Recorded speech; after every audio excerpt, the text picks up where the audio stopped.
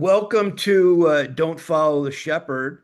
Uh, I want to introduce Brande Roderick, who is not only an actress from an iconic TV franchise, Baywatch, but she was also Playmate of the Year. And what I think is interesting about that is I was looking at the numbers. There are 550 Playmates. So it's kind of like that's a lot of Playmates. And to be able to capitalize on the opportunities that you have been given is no small change, right? So we can kind of get into that. Um, so welcome to Don't Follow the Shepherd. This is a podcast that's kind of focused on careers, but we talk about all kinds of things and even dysfunctional families, which is interesting because your film Wineville was very much about family dysfunction, not just physical abuse, but emotional. And so that's kind of, really interesting in its own right. So you played Lay Dyer in Baywatch, and Tess Lott in the movie you just directed and starred in. Um, and that's called Wineville. Now, I was trying to get a handle on Wineville was kind of a community in Southern California, but it's not, the film isn't really based on that, correct? Right. Yeah. So Wineville was a town back in the day. And when these horrific, what they call them, the chicken coop murders, these horrific murders that happened to young children, the publicity, if you ever saw the movie Changeling with Angelina Jolie, that is the story about what happened in Wineville. But the publicity of those murders were so horrific and terrible and detrimental to the town, they changed the name of the town. So now what used to be Wineville is called Miraloma. So the town used to be called Wineville, and that's And, why it was changed. and you also had an interest in slasher films just growing up or horror films in general. Yes. I definitely grew up with that genre. My parents loved horror. They loved Halloween, especially my mom. So much so that my very first horror film was at 6 years old watching The Exorcist with my mom. So I grew up with an affinity towards all things horror and spooky and creepy and all of the above. It's interesting. You probably were you a fan of Poltergeist by chance? Oh yeah. Oh yeah, definitely. Hmm. I um I have a very distant cousin who's now deceased, James Karen, who was in Poltergeist. He was like a character actor. Nobody really knows his name, but he was in like 100 films because he died at like Wow. 90, 99. So I never got a chance to ask him about the film. So Yeah. you also wrote a book several years ago, a memoir, and it's kind of a self-help book. But what I like, even in watching interviews with you, you reference a lot of positive psychology, or at least you utilize that. And there are so many people in this world today who are rather judgmental about many things. I myself don't always see the glass half full, but I think that speaks to the resilience someone can have in a competitive, cutthroat industry like entertainment, because there are a lot of talented people, but if you're not resilient, you're not going to survive. So I surmise that there were, most playmates that I can think of, for example, probably wanted to be move into acting or get nearly as far as you have. But Hmm. there's no, I'd be remiss to say that, uh, this is this is all luck. I mean, you obviously had the personality, the skills, the talent. And I read somewhere that your book, you hope to kind of mentor people a little bit because you had when you were a playmate or with the Playmate brand, Playboy brand. Can you speak to that a little bit? Because uh, I'm curious about what are like immutable characteristics in the sense that someone just has a personality that is fit for certain industries. Even like your business acumen, you probably took more positive things away from being on The Apprentice than maybe other people have. Um, Hmm. so could you speak to that a little bit? Yeah, I mean, it's definitely, I don't believe in just like luck as luck, right? What a lot of great people say is, luck is what happens when preparation meets opportunity, right? So I'm a firm believer in preparing yourself. And hey, it's not for everyone, right? There's a lot of things that in life that if you want to be successful at them, and I guess it's really anything, you have to prepare yourself. You have to have the knowledge. You have to go out there and get it. And when you get knocked down, you got to get back up. And you have to do all the things that other people won't do. You have to think outside the box and you have to keep knocking down those doors. And not everybody's made that way. Some people just want to, clock in to a job 9 to 5. And that's great if that's what, is work it works for those people. But then there's other people that might want something different. And they're going to have to work really freaking hard to get that. And it's it's not going to be easy. A lot of things, anything in life, it isn't easy, if it's something that is worth having, right? But I don't think everybody's wired the same. I think some people just don't are just complacent with certain things, and some people are not. So it just depends on who you are, what you want. But if it's something you really, really freaking want, guess what? You can have it. You can absolutely have it. You just have to go out there and get it. Well, Yeah. so that also speaks to the personal brand thing. I had sent questions for the audience. I had sent questions to you earlier, and one of the things I mentioned was personal branding. It seems like you were particularly cognizant of that throughout your career, and that may seem like, oh, that's an obvious thing to suggest or surmise, but I don't think everyone is cognizant of how they come across and adapt to moving from the 1990s to a digital age. You couldn't forecast that. You couldn't predict that. But it seems like you've capitalized on opportunities to pay attention to your brand. Is that a fair assessment, or do you not look at it that way? Um, I definitely look at for sure who my audience is, right? If I want to keep moving forward, I need to know who my audience is and gear towards that audience. Um, so, that for sure. But I am first and foremost, I am a businesswoman, right? So I do things that work, that I know are going to work. And I do my research first to make sure I, research it first and then move forward. That is where am at my core. I make sure I research things first. But I also do things that are going to bring me joy. I don't ever do anything, regardless of brand or not.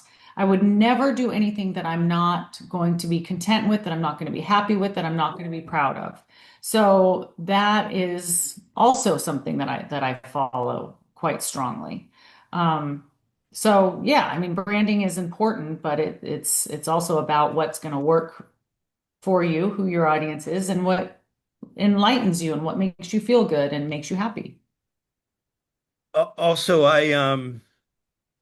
I saw a clip of you on The Apprentice where you take your shoes off and are running through New York City, and I thought, wow, well, that kind of speaks volumes about Yeah. how your worldview, right? Like a lot of people would have had trepidations.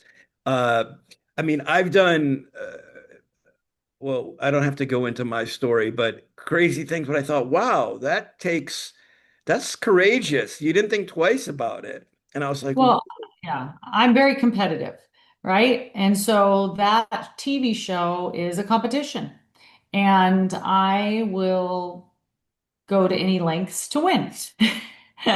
So if it means taking off my shoes and running across New York City, then I'm going to do it. If it means I'm going to stay awake 18 hours a day working on that task, I'm going to do it. So that's just the kind of stuff I do. I'm all in. I go full throttle. I go 120%. And that competitiveness really can drive me sometimes. And how did that play out in making the film? Um, did you did you get more invigorated about the creative process, or were you balancing business, creativity? How did you approach the project? Both really. There definitely was a balance. There's the business side, which, for example, like with the business sense, I called all my friends. I've been in the business 27 years, called all my producer friends and was asking them what type of genre will, sell the easiest? And everyone said horror. On the creative side, horror, luckily, is the genre that I feel most comfortable in. I've been watching them my whole life. I even took in college, I took a class on serial killers, what makes them, how they tick, where they, how they were formed. So that was a comfortable genre for me. So I worked both angles, the creative side and the business side when it came to the film. And maybe that's the Gemini in me, right? Like working both angles. Um, but I loved it. I mean, I love the creative process. For me, that was fun creating the storyline, along with Richard Shankman, the writer. Are you, I assume so when you say you like that genre, that also includes true crime in general. I mean, are you someone who, or do you not, or it doesn't include true crime, but do you watch, what I wanted to ask you, do you watch, are you someone who watches Dateline to get us, because that's where they showcase sociopaths and psychopaths every time they air. So, I would watch true crime shows 24/7 if I could. I love true crime. I have to stop myself. I try not to watch them because they're bad for you.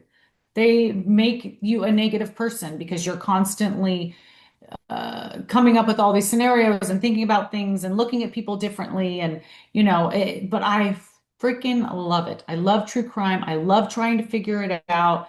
I love, seeing who the killer is, who did it, who done it. I love all that stuff, but it's not good for your mental, it's not good for your mental being, your health, your well-being, all of the things. well, I guess I need to talk to my therapist because I consume so much forensic files and Dateline, but Oh, I'm fascinated with psychopathology. And so, but what's interesting yeah. about Wineville is that you pull from that, right? Because the emotional abuse is kind of sourced in dysfunctional families and trauma, childhood trauma. And that's what I thought was cool about the film is that you bring in that element. I used to watch horror films, I guess, a little bit, but they didn't develop characters in a dysfunctional framework. And that to me Right. is what's so cool. I mean, Yes. I am addicted to Dateline and Forensic Files, and I need to stop. But Yeah. I It's an think it addiction. would be cool if more directors, uh, well, they have. I mean, there have been movies in that space, but I think that's a great opportunity for future work, right? Oh, absolutely. And that is, one of the things I wanted to create um, in this film is that feeling of, trying to figure out who's doing what and getting behind each character and why they are the way they are. And, at the end of this movie, people leave going, holy shit, I wasn't expecting that.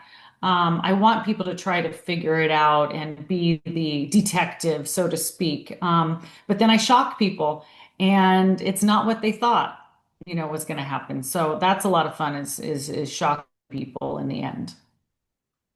Yeah. Are you so, and maybe you can't speak to this, but are there new projects in that genre that you're looking to work on or working on, or what is your take on your future in production? Well, as far as my productions, I have my book of all my stories that I write, and so many of them are the horror slash true crime, suspenseful, like that kind of stuff, right? But I also have my other stories, which are comedy. I have comedic films as well that I write. I love comedy. Those are the two things I know. It's like they couldn't be so different, right? But those are my two favorite genres. So I have all that. Um, I go by like, what am I feeling at that time in my life? What's going on? What project do I want to make? So I will go by that feeling. The world was getting so dark there for a while, after COVID and all the things that I was leaning towards more comedy because I feel like we need a little bit of light in our lives, right? With all the political things that are going on and the fighting and whatnot. So I'm leaning towards picking one of my comedies. However, though, it's funny that you mentioned the poltergeist thing because I'm going to shoot a film where I'm just going to be an actress on called The Treehouse, and it is a cross between like Stranger Things and Poltergeist. So that's going to be a lot of fun, and we're shooting that in New Mexico, I think next month. So I'm still doing projects for other people as an actress, but I also still continue to produce my own films. Yeah, I should introduce you. I have a friend, Jack Struble, who was an LAPD detective. We used to work on a project together, kind of a podcast kind of thing.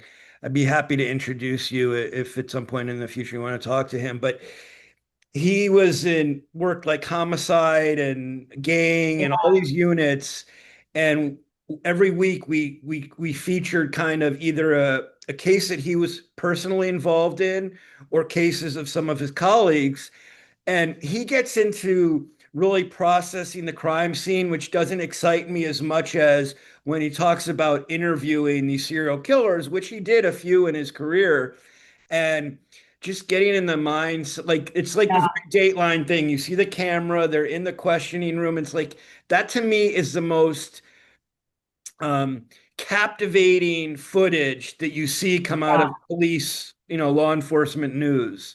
Um, yeah, so yeah. yeah, yeah. It's fascinating, definitely.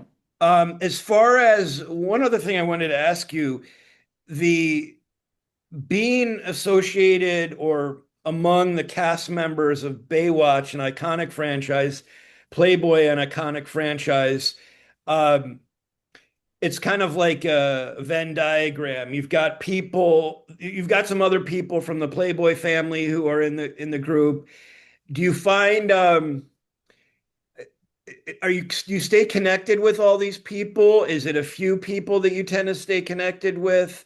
How do you see these circles of kind of colleagues that you've had over time that, it appears you see each other frequently or infrequently? I feel lucky because I've been a part of Baywatch, which you really have this family of actors, and then Playboy, we have this sorority of sisters. So like with Baywatch, I'm lucky enough where we get to do all these different, whether it's the documentary or the Baywatch movie or all of these autograph signings that we do together. We do these like reunion autograph signings. So even though I might not have worked with some of the cast members that I'm signing autographs with, you become friends with them because you still are working with them in the future. Because there were 60 cast members, I think, total, from start to finish of the 11 years Baywatch was on. And so you get to know each other at all these different reunions and autograph signings, and we all become really good friends, and it becomes this really wonderful Baywatch family. So I feel really blessed because some of my best friends I got because of Baywatch. And then there's, my Playmate sisters. There is a sisterhood. It's like a sorority, so that even years later, if you had not met one of the other girls before, as soon as you meet, it's like you're automatically bonded. And some of my best friends I met through Playboy. So I've been really lucky with those and the show that I was on and my Playboy family that we have that kind of camaraderie and relationships. Yeah, I mean, so there's something really interesting there in the dynamic of because the entertainment industry is kind of a small crowd, if you will, small place, but there's networking that's very unique to being part of a franchise. Like, I know some playmates who have been friends since they were a part of were initiated into the family, if you will. Uh, but I think networking is so key, but people don't think in those terms. Like if you're in an independent film, and you work with a small group of people, you're not benefiting from the opportunities that all these people in your circle get. They know this person. I think that there's something to be said for um, choosing projects where you can network. And maybe you didn't go into it that way, but that's the way I would think is like for me, I'm not even so sure if I was in the acting space that I'd be interested in you know, I'd be interested in the project, of course, but I would also be interested in the networking opportunities. And maybe not everybody thinks that way, but that's something that catches my attention. Well, something that's, I guess, kind of on the same lines as that is when I was got back from doing Baywatch, I was an actress or, am an actress, and the reality world started, Hmm, right? Reality shows and all that. And I was, turning my nose up to it and like, those aren't real celebrities and real actresses. And, I'll never do one of those shows. And then all of a sudden, it just kept getting bigger and bigger right. and bigger. And then I was like, oh my gosh, if you can't beat them, join them, right? So then 100%. I had this opportunity where I was going to be on the very first ever celebrity reality show. And so I realized, okay, this thing isn't going away. So I can either, keep fighting it or I can go with the times and go with it. So thankfully I decided to go with it and did that little show called The Surreal Life. And got to make history by being on the very first ever celebrity reality show. But yeah, you go with the opportunity, right? You have to be forward thinking and go with the next thing. Yeah, there was an agent, to drop another name who passed away, John Ferreter. I don't know, you may have come across him, but I was down on my luck at one point. It's been more than once in my life. And he said you really have to learn how to adapt. And I would have been the type of person who would have harbored the resentment, like, who are these people who aren't formally trained thespians, But see, again, this speaks to your positive psychology and your work ethic. Like, you went with the flow. Like, there are people who can't handle that, where they would be like, this is unfair, blah, blah, blah, blah, blah. And see, again, is why I get back to, having the right personality for certain industries. And it's a personality that's helpful in all industries, but um, I like that approach because it's something that I could learn from that I didn't always, adopt. Mhm. And I think it's what holds a lot of people back. And that's why I say I was looking at the numbers. Yeah. Oh, go ahead. Go ahead. No, I'm Oh, agreeing with you. oh, Like, yeah.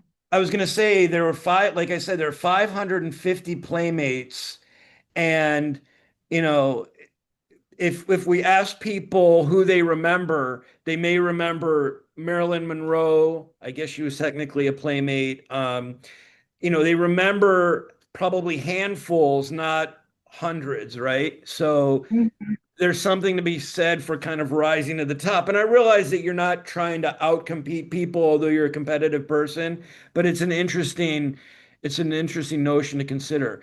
Well, thank you so much. Is there anything else you want to share about, upcoming projects, how to find you? Um, Yeah, I mean, one thing that I'm doing that's kind of fun for people is so I can be found at, on any of my social media sites like Instagram and X and Facebook, just my name, Brande Roderick. But if people send me proof, just a screenshot that, after that they watched the movie and that they rated the movie on IMDb, I am going to follow them back and give them a shout out. So it's kind of a fun thing, right? They do that for me, I'm going to do that for them, and it's just a thing that I'm doing right now. So if people, hopefully people have already seen the movie, but if they haven't, please watch it and please just go rate it on IMDb. It literally takes 2 seconds to hit the little star and rate it and just send me a screenshot, and it'd be fun. and you also, last thing, you also have a digital twin, right?